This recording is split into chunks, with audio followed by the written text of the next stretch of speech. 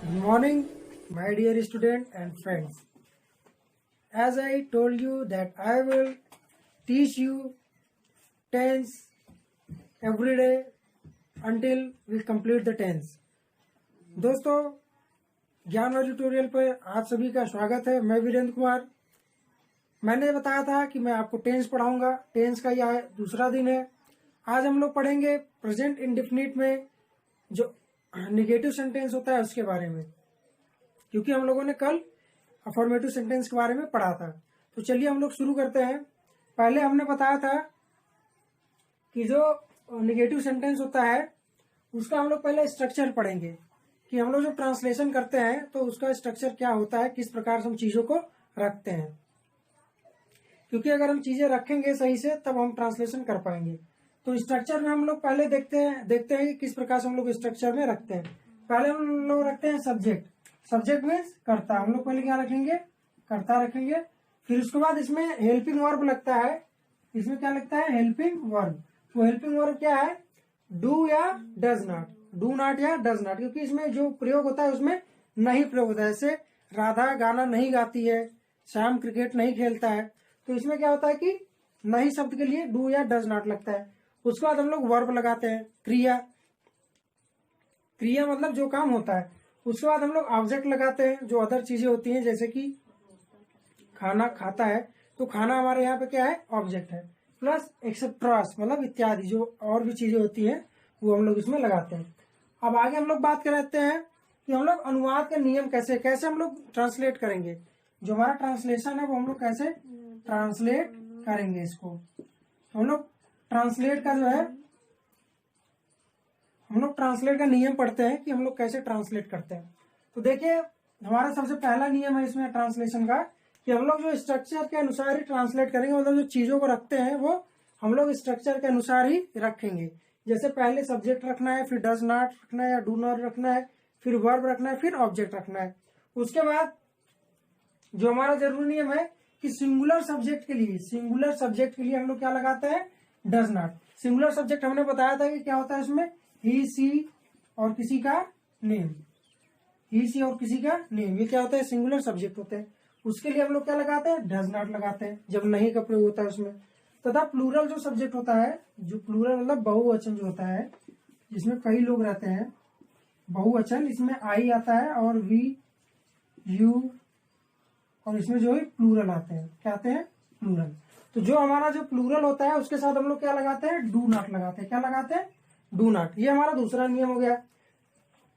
और तीसरा नियम जो सबसे इंपॉर्टेंट है कि हम लोग कभी भी जब ट्रांसलेशन करते हैं नेगेटिव सेंटेंस का, तो हम लोग कभी भी वर्ब के साथ जो है यस या यस नहीं लगाते हैं। यस या यस नहीं लगाते। ये हम लोग का सबसे जरूरी बात ध्यान रखना है कि कभी भी आप लोग जब नेगेटिव सेंटेंस प्रेजेंट इंडेफिनिट का बनाए तो कभी भी वर्ब के साथ यस या यस नहीं लगेगा। ये चीज दिमाग में रख लीजिए कि यस या यस पूरे 12 टेंस में केवल एक जगह लगता है, वो भी प्रेजेंट इंडेफिनिट के जो अफर्मेटिव सेंटेंस होता है उसमें केवल वर्ब के साथ यस या यस लगता है। उसके बाद आप लोग यस या यस भूल जाया कीजिए कि वर्ब के साथ कभी यस या यस लगता भी है। केवल एक सेंटेंस है जो कि अफर्मेटिव है, वो भी प्रेजेंट इंडेफिनिट का। चलिए अब हम लोग ट्रांसलेशन करना शुरू करते हैं। हम लोग पहला एग्जांपल मैंने लिया है, मोहन आम नहीं खाता है। क्योंकि खाता है ये जो सेंटेंस है वो प्रेजेंट है, नहीं खाता है तो प्रेजेंट इंडेफिनिट का नेगेटिव सेंटेंस हो गया। अब इसका हम लोग ट्रांसलेशन कैसे करते हैं, ध्यान रखिए। मैंने नियम क्या होता है, पहले हम लोग क्या करेंगे? स्ट्रक्चर पे जाएंगे। स्ट्रक्चर में पहले क्या दिया हम लोग को? सब्जेक्ट। इसमें हम लोग फाइंड करेंगे सब्जेक्ट क्या है। इसमें क्या है? सब्जेक्ट क्या है। सब्जेक्ट कैसे पता करेंगे? कौन से? कौन आम नहीं खाता है? मोहन। तो मोहन हमारा क्या हो गया? सब्जेक्ट हो गया। तो हम लोग पहले क्या लिखेंगे इसमें? पहले हम लोग लिखेंगे सब्जेक्ट। तो इसमें मोहन सब्जेक्ट हो गया तो हम लोग लिखेंगे मोहन। उसके बाद हम लोग क्या रखते हैं इसमें? डू या डज नॉट। डू या डज नॉट लिखते हैं। कैसे लिखेंगे ये देखिए। ये मोहन एक व्यक्ति है कि कई व्यक्ति हैं? एक व्यक्ति है मोहन, किसी का नाम है ना, तो मोहन क्या हो गया? एक व्यक्ति हो गया, मतलब ये सिंगुलर सब्जेक्ट हो गया। तो हमारा ये दूसरा जो नियम है वो फॉलो करेगा। तो ये हमारा सिंगुलर सब्जेक्ट हो गया। तो इसमें हम लोग मोहन के बाद क्या लिखेंगे? डज नॉट लिखेंगे। क्या लिखेंगे? Does not. अब हम आते हैं क्या लिखेंगे इसके बाद? वर्ब लिखेंगे। वर्ब क्या है? इसमें कौन सा काम हो रहा है? खाना। खाना मतलब ईट, खाने की अंग्रेजी क्या होती है? ईट। अब देखिए ऑब्जेक्ट हमारा क्या है? आम, क्योंकि क्या खाता है? आम खाता है। तो Mohan does not eat a mango. और लगाइए न लगाइए वो चलेगा। Mohan does not eat mango मतलब मोहन आम नहीं खाता है। ये स्ट्रक्चर के अनुसार से हम लोगों ने बना लिया। दूसरा देखिए हमारा जो एग्जाम्पल है, वे सब झूठ नहीं बोलते हैं। हम लोग कहाँ जाएंगे? स्ट्रक्चर पे जाएंगे। पहला नियम, स्ट्रक्चर क्या कहता है? पहले सब्जेक्ट लिखेंगे। सब्जेक्ट हमारा क्या है? वे सब। वे सब की अंग्रेजी क्या होती है? दे।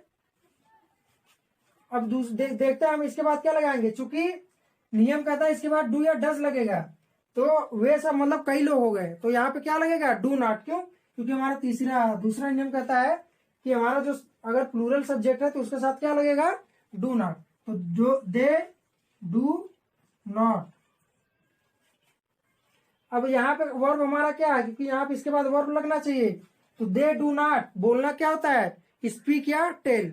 तो झूठ के सेंस में आपको बता दे, जब कभी झूठ का बात होता है तो हमेशा टेल लगता है, स्पीक नहीं लगता है। तो दे डू नॉट टेल। और झूठ नहीं बोलते हैं, यहाँ हमारा पास क्या बच गया? झूठ नहीं बोलते हैं। तो they do not tell a lie. ये टेल अ लाई झूठ बोलने का एक जो है कंपाउंड वर्ब है। ये टेल अ लाई झूठ बोलने का एक वर्ब है पूरा। ये हमेशा लाई जो झूठ बोलने के साथ हमारा टेल यूज होता है। तो ये नियम है, आप इसका स्नैपशॉट ले लीजिए और हम इसको अब रब करते हैं। रब का मतलब होता है जब हम कोई चीज रगड़ के मिटाते तो उसको क्या बोलते हैं? रब। रब करना। I am rubbing the white board, क्योंकि ये व्हाइट है। तो ये चीजें हैं, ये आप लोग नोट कर लिए होंगे। उसको मैं मिटा के अब आप लोग अपने से दो चार, तब जब तक मैं मिटाता हूं, दो चार अपने से सेंटेंस अपने दिमाग में सोच लीजिए।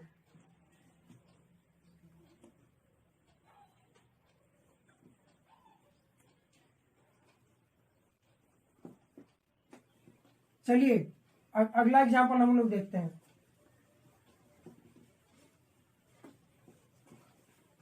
अगला एग्जाम्पल हम लोग तीसरा एग्जाम्पल देखते हैं।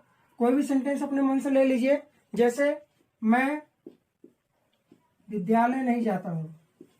मैं विद्यालय नहीं जाता हूं। चलिए इसका बनाइए आप लोग।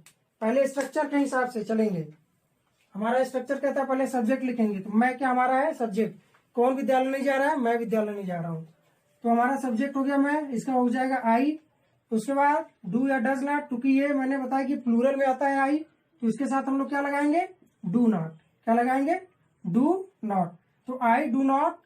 अब इसके बाद वर्ब, जाना क्या होता है? गो। गो। अब इसके बाद कहाँ नहीं जाते हैं? विद्यालय। तो गो टू स्कूल। एक और उदाहरण आपको दे देता हूं, एक और एग्जांपल दे देता हूं। चलिए अपने से कोई सोचिए। जैसे सरिता अच्छा खाना नहीं बनाती है। सरिता अच्छा खाना नहीं बनाती है। चलिए इसका देखिए, कोई भी सेंटेंस हो, बड़ा हो छोटा हो कैसे भी हो, नियम हमारा यही है जो मैंने 3 नियम बताए, बस उसके अलावा कुछ नहीं है निगेटिव का। तो इसमें कौन खाना नहीं बना रहा है? सरिता। सरिता हमारा सब्जेक्ट हो गई, तो इसका लिखेंगे सरिता। उसके बाद डू या डज नॉट लगेगा, चूंकि ये सिंगुलर है, सरिता एक लोग का नाम है, इसलिए सरिता डज नॉट। अब खाना नहीं बनाती है, तो बनाने का अंग्रेजी यहाँ पे हो जाएगा, क्योंकि खाना है तो खाना बनाने का अंग्रेजी हमारा कुक होता है। क्या होता है? कुक। COOK। तो सरिता डज नॉट कुक। अब अच्छा खाना नहीं बनाती। कैसा खाना? अच्छा खाना। तो या तो गुड लिख दीजिए या तो अच्छा खाना। जब खाने की बात होती है तो वहां पे टेस्ट की बात आ जाता है। तो Sarita does not cook tasty food. क्या होता है? Tasty food. तो ये हमारा हो गया, सरिता अच्छा खाना नहीं बनाती है, Sarita does not cook tasty food. तो इस प्रकार से आप लोग सेंटेंस बना ले जाएंगे और आप लोग अब यूज करना शुरू करिए। कोई भी अपना दिमाग में सेंटेंस लाइए और उसको फिर बनाइए।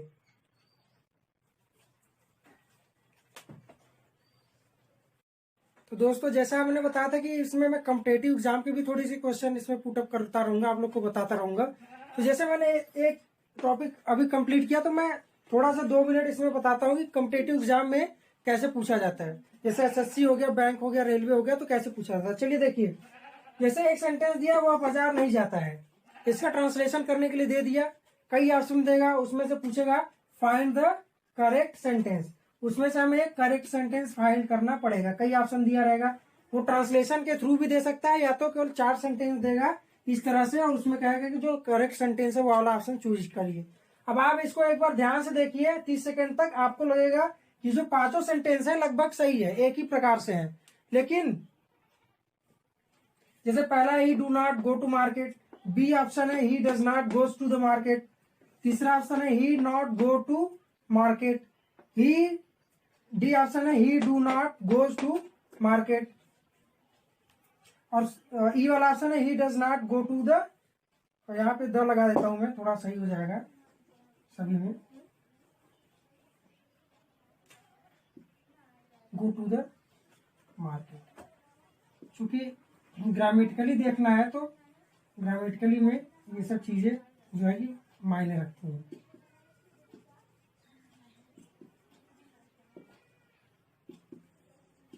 ये प्रीपोजिशन है, अभी आप लोगों को पढ़ाऊंगा अभी आगे क्या ऐसे होता है, इसमें क्यों द लगाना जरूरी है। फिलहाल आप इसको भी इग्नोर करिए। चलिए देखिए, ये जो सेंटेंस है, he do not, he does not go to the market, he do not goes to the market, he does not go to the market. देखिए अब कैसे होता है, आपको लगेगा सब ये सही है, सब सही है, लेकिन नहीं, इसमें केवल एक ही सही है।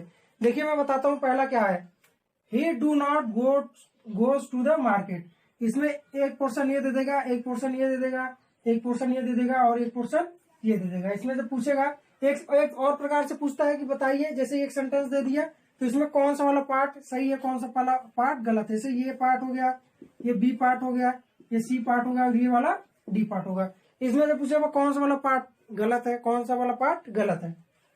या तो पूछेगा कि जो 5 सेंटेंस दिया है इसमें से कौन सा सेंटेंस सही है। तो देखिए, he do not go to the market, अब ये जो यहाँ पे डू लग गया है, इसकी वजह से ये वाला सेंटेंस हमारा क्या हो गया है, गलत हो गया। मतलब इसमें जो बी वाला पार्ट है हमारा गलत है। अब बी वाला ऑप्शन देखिए, इसको मैं एग्जाम्पल A1 2 करता हूं, क्योंकि इसमें मैंने दे दिया ए बी। चलिए थर्ड हो गया, और ये फोर्थ हो गया, और ये फिफ्थ। तो देखिए, ये जो हमारा सेकेंड है, he does not go to the market, एक ये हो गया, एक ये हो गया, एक ये हो गया, और ये क्यों हुआ। अब देखिए, इसमें ए पार्ट हो गया, बी पार्ट हो गया, सी पार्ट हो गया, और डी पार्ट हो गया। अब इसमें से आप देखिए कि कौन सा वाला गलत है, कौन सा सही है। हालांकि सेंटेंस है गलत है, लेकिन इसमें कौन सा वाला पार्ट गलत है। तो इसमें जो सी वाला पार्ट है, ये वाला पार्ट क्या है, गलत है, क्योंकि यहाँ पे जो ईएस लग गया, यहाँ पे ईएस नहीं लगेगा। अब देखिए तीसरे वाले में क्या है, एक पार्ट ये हो गया, ये हो गया, और ये। इसमें देखिए ही भी सही है, लेकिन ये जो नॉट वाला पार्ट है ये नहीं लगेगा। क्यों? तो इसमें जो निगेटिव सेंटेंस होता है उसमें डू या डज लगता है, तो ये वाला जो हमारा है गलत है, ये भी हमारा गलत है। अब ये देखिए चौथा, he do not goes to the market, he do not goes to the market. अब देखिए, ही डू नॉट, यहाँ पे डू नहीं लगेगा, यहाँ पे क्या लगेगा, डज लगेगा। क्या लगेगा, डज। तो ये भी सेंटेंस हमारा क्या है, गलत है, क्योंकि यहाँ पे डू और कहा, यहाँ पे क्या लगेगा, डज लगेगा। अब ये पांचवा देखिए, he does not go to the market, इसमें अब सब सही है, he do not go to the market, he does not go to the market. तो ये वाला हमारा जो ऑप्शन है सही है। मतलब अगर कहेगा कि इसमें से करेक्ट ऑप्शन चूज करना है, तो हमारा जो पांचवा वाला ऑप्शन है वो हमारा सही है, बाकी सब में कोई ना कोई पोर्शन हमारा जो है उसमें गलत है। तो इस प्रकार के जो सवाल है वो एग्जाम में पूछे जाते हैं, ये मैं आपको बताना चाहता था। अब हम लोग बात करेंगे कि जो हमारा अफर्मेटिव सेंटेंस हो गया, नेगेटिव सेंटेंस हो गया, अब एक सेंटेंस बचा कौन सा, इंटरोगेटिव सेंटेंस, जिसमें हम लोग क्वेश्चन पूछते हैं, या तो उसमें क्या लगा के, या क्वेश्चन वर्ड। जैसे क्वेश्चन वर्ड क्या होता है कि जैसे कि WH क्वेश्चन वर्ड होता है, जैसे क्या राम खाना खाता है, कौन विद्यालय नहीं जाता है, तुम कहाँ रहते हो, वह क्या नहीं करता है, सीता खाना क्यों नहीं बनाती है। मोहन क्रिकेट क्यों नहीं खेलता है, रमेश डांस क्यों नहीं करता है। तो ऐसे जो सेंटेंस है जिसमें कुछ क्वेश्चन पूछा जाए उसको हम लोग क्या बोलते हैं, इंट्रोगेटिव सेंटेंस, मतलब प्रश्नवाचक वाक्य। उसका देखिए ट्रांसलेशन किस प्रकार से होगा, उसका हम लोग पहले देखेंगे स्ट्रक्चर। स्ट्रक्चर देखिए ये है हमारा, स्ट्रक्चर में पहले है WH क्वेश्चन वर्ड। पहले जब अंग्रेजी हम बनाएंगे तो उसमें क्वेश्चन वर्ड जैसे कौन, क्या, कहाँ, कैसे, किसे, ये सब क्या है, क्वेश्चन वर्ड है। इसको पहले हम अंग्रेजी में सबसे पहले रखेंगे। उसके बाद हम लोग क्या करेंगे, डू या डज लिखेंगे। उसके बाद क्या करेंगे, डू या डज लिखेंगे। उसके बाद हम लोग सब्जेक्ट लगाएंगे, उसके बाद नॉट लगाएंगे, उसके बाद वर्ब लगाएंगे, और फिर उसके बाद क्या लगाएंगे, ऑब्जेक्ट लगाएंगे। उसके बाद क्या लगाएंगे, ऑब्जेक्ट। उसके बाद फिर जो भी चीजें बचेंगी वो लिखेंगे। तो चलिए अनुवाद का पहला नियम हम लोग देखते हैं। अनुवाद का पहला नियम है कि पहले स्ट्रक्चर के अनुसार अनुवाद करेंगे। किसके अनुसार, स्ट्रक्चर के अनुसार। स्ट्रक्चर हमारा क्या है, ये पहले WH क्वेश्चन वर्ड, फिर डू या डज, फिर सब्जेक्ट, फिर नॉट, वर्ब, ऑब्जेक्ट। स्ट्रक्चर में एक चीज हम लोग ध्यान रखेंगे कि जो हमारे सेंटेंस में आया होगा, जो हिंदी के वाक्य में आया होगा उसके अनुसार से हम लोग रखेंगे। जो नहीं आया होगा वो हम लोग छोड़ देंगे। देखिए ये कैसे होगा हम बताएंगे। दूसरा चीज, यदि प्रश्नवाचक शब्द में क्वेश्चन वर्ड आए तो उसे पहले लिखते हैं, उसके बाद डू या डज का प्रयोग करते हैं। अगर क्वेश्चन वर्ड नहीं आता है, अगर प्रश्नवाचक वाक्य नहीं आता है तो हम लोग कहाँ से स्टार्ट करेंगे, डू या डज से स्टार्ट करेंगे। अगर नहीं आएगा तो हम लोग कहाँ से स्टार्ट करेंगे, डू या डज पहले लिखेंगे। तीसरा नियम है, यदि वाक्य में नहीं शब्द आया हो तो सब्जेक्ट के बाद नॉट का प्रयोग करते हैं। सब्जेक्ट के बाद क्या प्रयोग करते हैं, नॉट। अगर जैसे राम खाना नहीं खाता है, या सॉरी इंट्रोगेटिव है, तो राम खाना क्यों नहीं खाता है, क्यों नहीं खाता है। तो अगर इसमें नहीं आ गया तो नहीं हम कहाँ लिखेंगे, सब्जेक्ट के बाद हम लोग क्या करेंगे, नहीं का प्रयोग करेंगे। चलिए स्ट्रक्चर को रहने देते हैं, अब हम लोग एग्जाम्पल की तरफ चलते हैं। फटाफट से हम लोग एग्जाम्पल करते हैं, उसके बाद आप लोग का कंसेप्ट जो है वो क्लियर हो जाएगा कि चीजें कैसे बनानी है। आप लोग अपने से सोचिए, वाक्य सोचिए अपने से किस प्रकार से आप लोग इसमें वाक्य होंगे। तो चलिए हम लोग बात करते हैं पहले एग्जाम्पल की। हम लोग बात करते हैं एग्जाम्पल अपने से भी कोई सेंटेंस सोचिए। जैसे मैं लिख रहा हूं कि वे सब फूल क्यों, पहले हम लोग नहीं, बिना नहीं का यूज करते हैं। वे सब फूल क्यों तोड़ते हैं। इसका एक पहचान है कि यहाँ पे क्वेश्चन मार्क रहेगा, यहाँ पे क्या रहेगा, प्रश्नवाचक चिन्ह। वे सब फूल क्यों नहीं तोड़ते हैं। देखिए बिल्कुल स्ट्रक्चर पे हम लोग जाएंगे। हम लोग पहले इसे फाइंड करेंगे क्वेश्चन वर्ड क्या है, क्यों, क्योंकि यहाँ पे क्या पूछ रहा है, क्यों नहीं तोड़ते हैं। तो हम लोग पहले क्यों का लिखेंगे। क्यों का क्या होता है, वाई। क्या होता है, वाई। उसके बाद नियम के अनुसार हमारा दूसरा नियम क्या कहता है कि डू लगाएंगे या डज लगाएंगे। वही नियम है, डू हमारा किसके लिए लगेगा, जो हमारा प्लूरल सब्जेक्ट है, और डज हमारा क्यों लगेगा, सिंगुलर के लिए। तो हमारा ये वे सब, कई लोग है ना, तो यहाँ पे लगेगा वे सब, मतलब कई लोग हैं तो यहाँ पे प्लूरल होगा, तो यहाँ पे क्या लगेगा, डू, वाई डू। अब देखेंगे क्या इसमें सब्जेक्ट है। सब्जेक्ट क्या है, कौन नहीं तोड़ता है, वे सब, मतलब कौन तोड़ रहा है, वे सब है ना, तो ये हमारा सब्जेक्ट हो गया। तो वाई डू, वे सब का हिंदी अंग्रेजी क्या होगा, दे, वाई डज दे। उसके बाद क्या इसमें नहीं है, नहीं है ना, नहीं शब्द का प्रयोग नहीं हुआ है, तो हम लोग नॉट का प्रयोग नहीं करेंगे। तो वाई डू दे, उसके बाद क्या है, वर्ब। फूल तोड़ने का जो अंग्रेजी होता है वो होता है प्लग। क्या होता है, PLUCK, प्लग होता है। क्या होता है, प्लग। तो वाई डू दे प्लग, और उसके बाद फिर ऑब्जेक्ट क्या है, फूल, फ्लावर्स। इसके बाद हम लोग क्या लगाएंगे यहाँ पे, प्रश्नवाचक चिन्ह। एक चीज मैं हमेशा से शुरू से आप लोग को कहता हूं कि आप लोग वर्ब याद करिए। आप लोग जितना ज्यादा से ज्यादा हो सके आप लोग वर्ब उसमें याद करिए, क्रिया रूप याद करिए, तभी आप लोग अच्छे से ट्रांसलेशन सीख पाएंगे। तो इसका वे सब फूल क्यों तोड़ते हैं, why do they plug flowers. अगला एग्जाम्पल हम लोग दूसरा देखते हैं। मोहन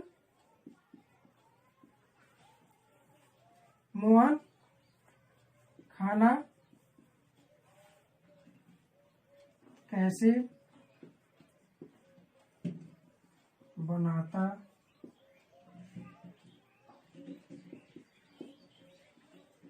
है। मोहन खाना कैसे बनाता है, पूछ रहा है कि मोहन खाना कैसे बनाता है।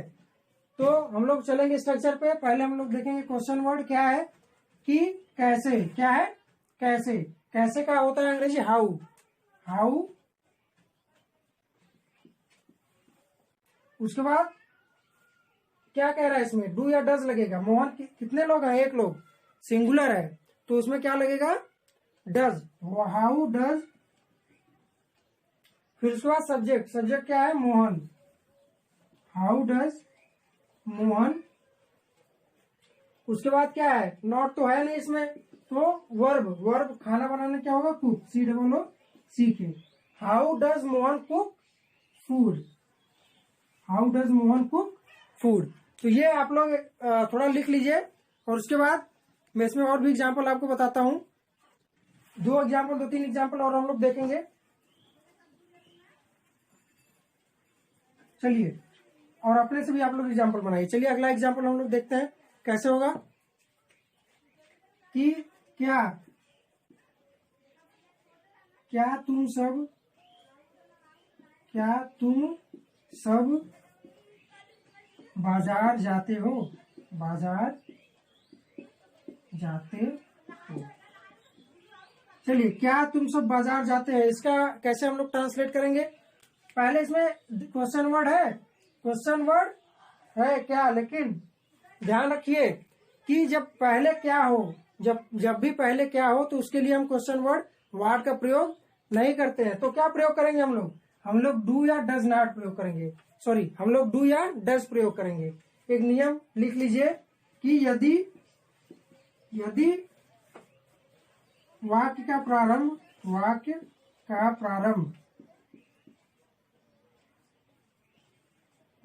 क्या से हो,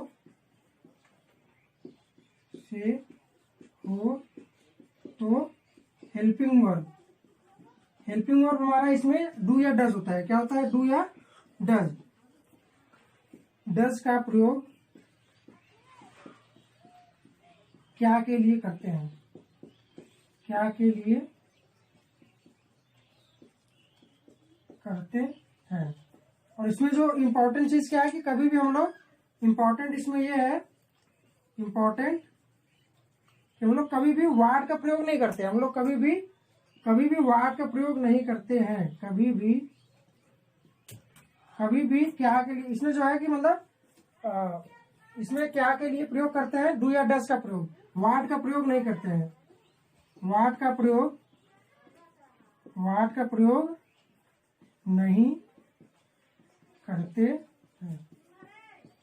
ये हमारा नियम है कि हम लोग वार्ड का प्रयोग नहीं करते हैं। चलिए, क्या तुम सब बाजार जाते हो, जैसा मैंने बताया कि अगर क्या पहले आ गया है तो हम लोग किसका प्रयोग करेंगे, हेल्पिंग वर्ब का। तो ये चूंकि एक बहुवचन है, क्या है, बहुवचन है तुम, तो हम लोग क्या के लिए यहाँ क्या यूज करेंगे, डू। क्या यूज करेंगे, डू। क्या तुम सब बाजार जाते हो, यहाँ पे पहले हमने डू यूज कर लिया, फिर उसका सब्जेक्ट क्या है, तुम, वाई डू यू। फिर उसके बाद क्या यूज करेंगे, नॉट तो है नहीं, तो इसमें वर्ब यूज करेंगे, डू यू गो टू। फिर मार्केट, क्या तुम सब do you go to the market. Sorry, यहाँ पे क्वेश्चन वर्ड लगेगा, तो do you go to the market. ये इस प्रकार से हम लोग ट्रांसलेशन करते हैं। आगे हम लोग कुछ एग्जाम्पल मैंने लिखा हुआ है, इसको हम लोग देखेंगे कैसे हम लोग ट्रांसलेशन करते हैं। तो चलिए हम लोग देखते हैं कैसे हम लोग ट्रांसलेशन इसका करेंगे। चलिए देखिए, क्या हम सब अनार नहीं खाते हैं, क्या हम सब अनार, बंद करें यार। चलिए अब हम आपको कुछ एग्जांपल्स देते हैं जिससे कि आपका जो ट्रांसलेशन है वो तेज होगा। तो चलिए, मैंने पहला सेंटेंस यहाँ पे लिखा हुआ है, क्या हम सब अनार नहीं खाते हैं, क्या हम सब अनार नहीं खाते हैं। मैंने बताया था कि जब भी कभी अगर पहले क्या आता है तो उसमें जो है कि हम लोग क्या यूज करेंगे, डू या डज। अगर ये हमारा सिंगुलर हुआ सब्जेक्ट तो डज, और अगर हमारा प्लूरल हुआ तो डू। तो चलिए देखते हैं, क्या हमारा हम सब अनार नहीं खाते हैं, हम सब क्या सब्जेक्ट है हमारा, प्लूरल, तो इसके लिए क्या के लिए हमारा क्या लगेगा, डू। अब हमारा सब स्ट्रक्चर क्या था, पहले हम लोगों ने लिखा था कि हमारा पहले WH क्वेश्चन वर्ड रहेगा, फिर डू या डज रहेगा, लिख देता हूं मैं, डू या डज रहेगा, प्लस सब्जेक्ट प्लस नॉट अगर है तो प्लस ऑब्जेक्ट प्लस ET। तो पहले हम लोग डू लिखेंगे, फिर हम सब अनार नहीं खाते हैं तो डू वी खाना, उसके बाद वर्ब आएगा, क्या आएगा, सॉरी इसमें सब्जेक्ट के बाद यहाँ पे वर्ब आएगा, subject plus verb plus not. चलिए, डू वी ईट अनार, डू वी ईट अनार का होता है पोमोग्रेनेट,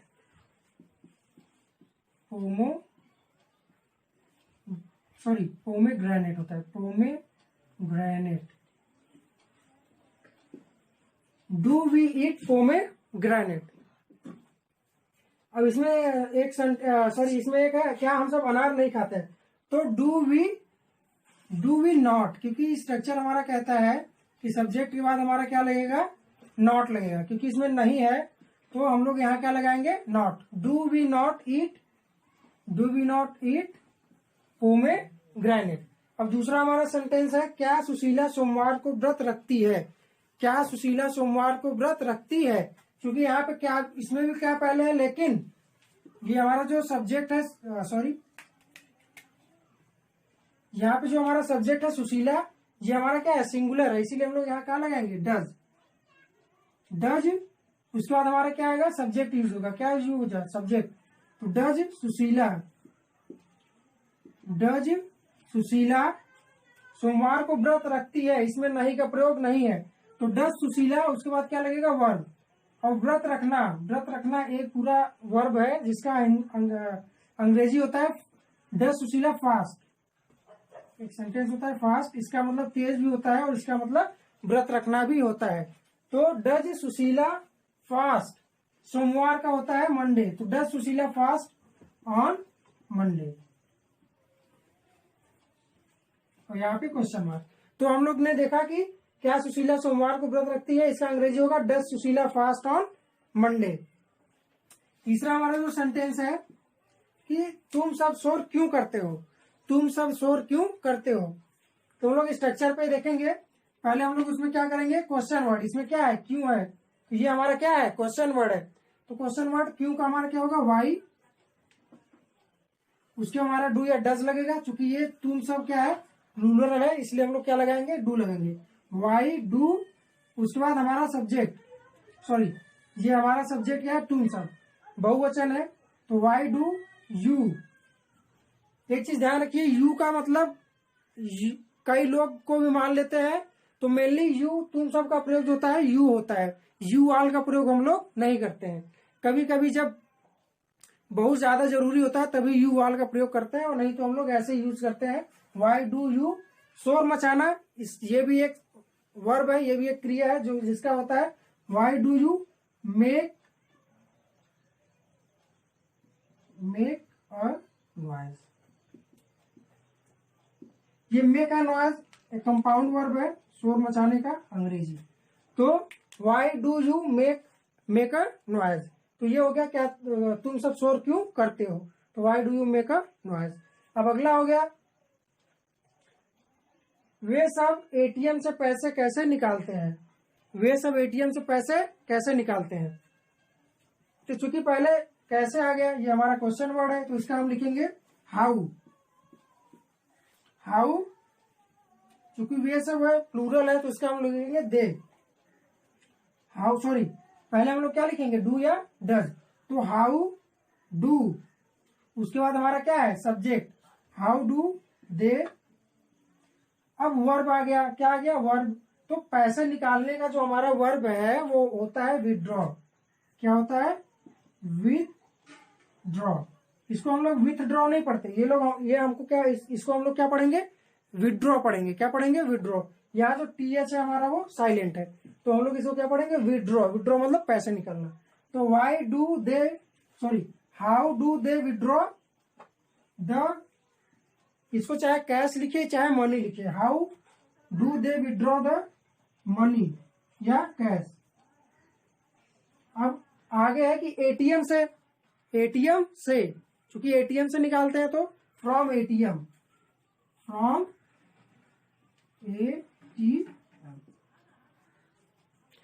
तो वे सब एटीएम से पैसे कैसे निकालते हैं? How do they withdraw the money या कैश फ्रॉम एटीएम। अब अगला सेंटेंस है हमारा, मैं शनिवार को ऑफिस क्यों नहीं जाता हूं। मैं शनिवार को ऑफिस क्यों नहीं जाता हूं। देखिए इसका हम लोग कैसे बनाएंगे। पहले हम लोग देखेंगे इसमें क्या क्वेश्चन वर्ड है। हाँ है, क्यों। क्यों हमारा क्या है? क्वेश्चन वर्ड, जिसका अंग्रेजी होता है वाई। वाई आगे हम लोग क्या यूज करेंगे? Helping verb. ये हमारा डू या डज है, तो वाई, क्योंकि मैं के साथ मैंने बताया था कि डू लगेगा, तो वाई डू। अब इसके आगे क्या है? Why do. अब इसके बाद सब्जेक्ट लगेगा। क्या लगेगा? सब्जेक्ट। सब्जेक्ट हमारा क्या है? आई। तो वाई डू आई। अब इसके बाद वर्ब है, तो वर्ब हमारा जाना है। क्या है? जाना। तो वाई डू आई गो। उसके बाद ऑब्जेक्ट है टू ऑफिस। टू, सॉरी एक चीज देखिए मैं भूल रहा हूं यहाँ पे। यहाँ पे हम लोग देखते हैं कि यहाँ पे नॉट भी है। क्या है? नॉट। तो वर्ब के बाद हमारा क्या लगेगा?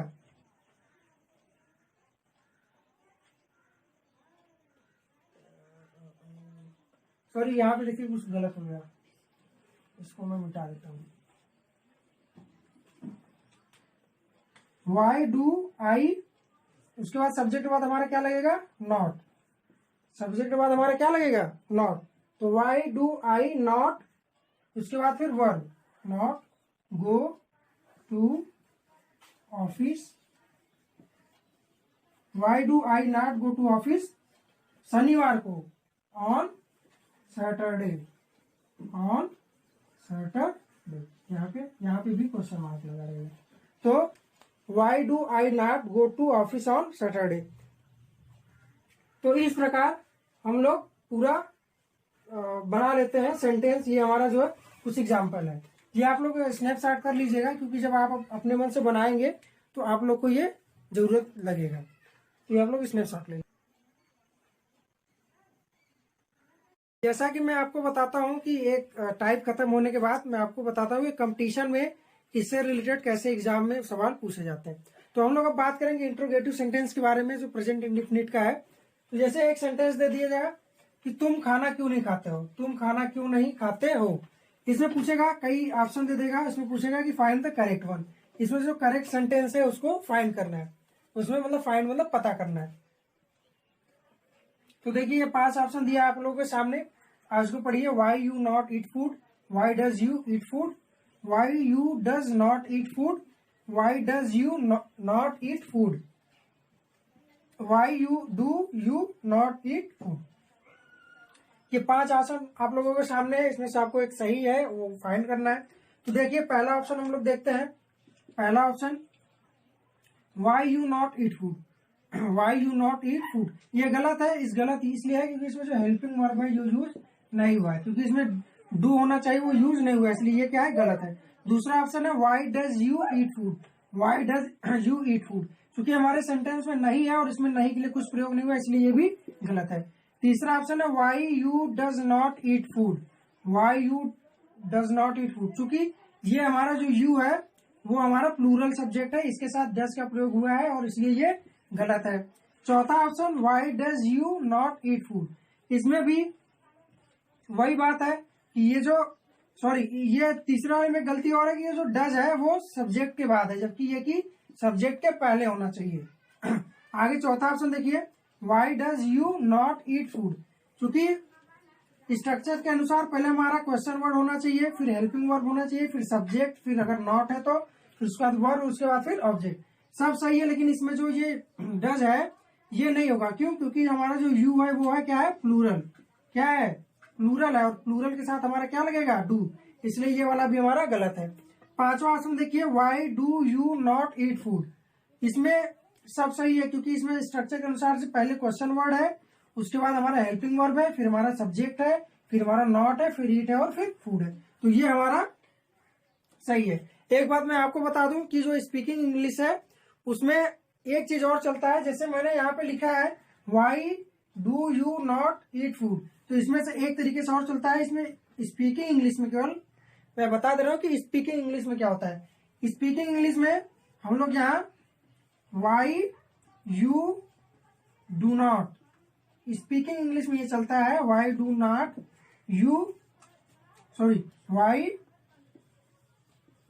Do not eat food.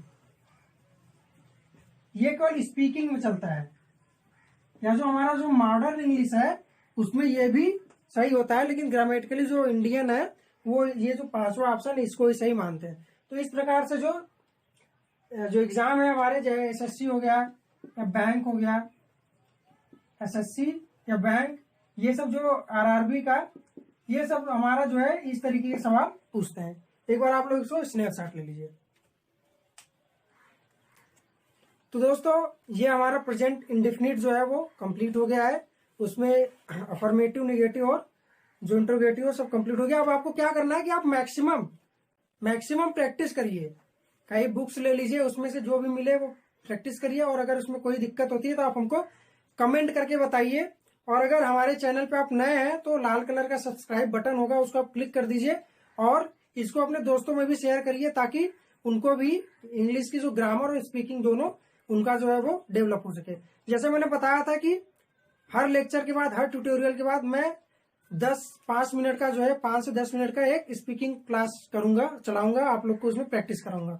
तो चलिए आज मैंने अभी तक बताया है उसका यूज करके स्पीकिंग का क्लास करते हैं, और 5 से 10 मिनट आपको प्रैक्टिस कराते हैं। कैसे आपको प्रैक्टिस करना है, देखिए प्रैक्टिस क्या करना है।